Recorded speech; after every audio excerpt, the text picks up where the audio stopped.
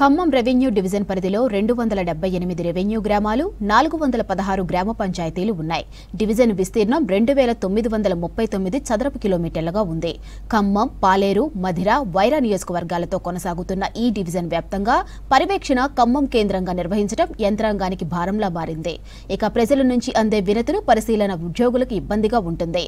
దీంతో డివిజన్ విస్తరించాలని కోరుతున్నారు జిల్లావాసులు.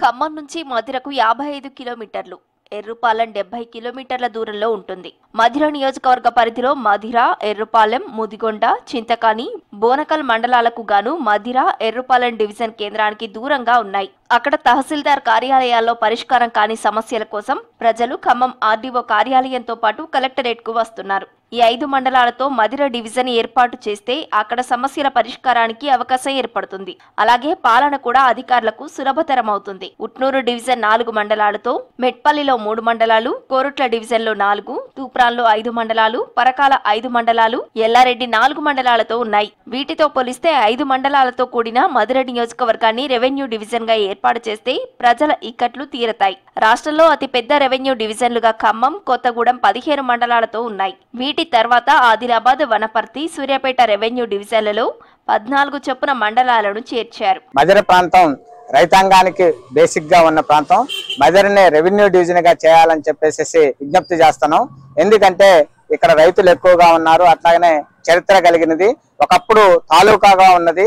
దాన్ని రెవెన్యూ డివిజన్ నుండి ఏర్పడితే బాగుంటుందని చెప్పేసి మేము కోరుతా ఉన్నాము. ఎందుకంటే ప్రతి చిన్న సమస్యకే రైతులు 120 కిలోమీటర్ల ఖమ్మం వెళ్లాల్సిన పరిస్థితులతో ఏర్పడుతుంది. గ్రామ పంచాయతీగా ఉన్నది మండలాల నుండి మున్సిపాలిటీగా ఏర్పడింది. అట్లాగనే జనాభా సంఖ్య కూడా విపరీతంగా పెరిగింది.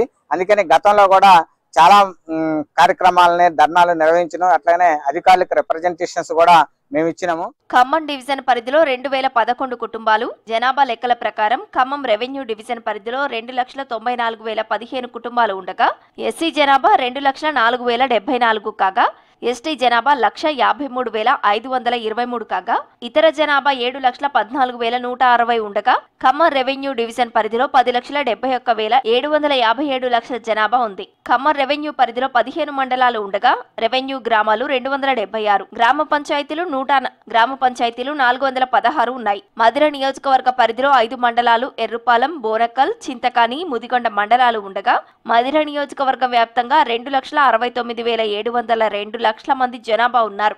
మధిరలో 106 రెవెన్యూ గ్రామాలు ఉన్నాయి. జనాభా పరంగా కూడా మధిరను రెవెన్యూ డివిజన్ గా చేయవచ్చు. అయినా అధికారులు ఆ విధమైన చర్యలు తీసుకోవడం లేదు. గతంలో మధిర తాలూకాగా ఏర్పడి అన్ని రైతాంగానికి, మరి ప్రజలకి ఇక్కడ సేవలు అందించారు. మరి అదే విధంగా ఇక్కడ రెవెన్యూ డివిజన్ ఏర్పడితే అన్ని వర్గాల రైతులు కూడా ఇక్కడ సేవలు తీసుకోవడానికి, వినియోగించుకోవడానికి దోహదపడుతుందని చెప్పని కోరుతున్నాను. మరి అదేవిధంగా ఇప్పుడు ఈ రైతాంగం కూడా వీళ్ళు రెవెన్యూ డివిజన్ చేయకపోవటం వల్ల దాదాపు 80 కిలోమీటర్లు ఖమ్మం పోవాల్సి వస్తుంది. మరి దానివల్ల రైతులు తీవ్ర ఇబ్బందులు పడుతున్నారు. 2016 అక్టోబర్ 11న కల్లూరు డివిజన్ ఏర్పాటైంది. ఈ డివిజన్ లో కల్లూరు, పెనుపల్లి, సత్తుపల్లి, వేంసూరు, తల్లాడ, ఏన్కూరు మండలాలను చేర్చారు. మొత్తం 128 రెవెన్యూ గ్రామాలకు గాను 3,29,882 మంది జనాభా ఉన్నారు. ఈ ఏడాది జూలై 18న కల్లూరు డివిజన్ సబ్ కలెక్టర్ కార్యాలయం గాను అప్గ్రేడ్ కావడంతో ఐఏఎస్ అధికారి అజయ్ యాదవ్ విధులు నిర్వర్తిస్తున్నారు.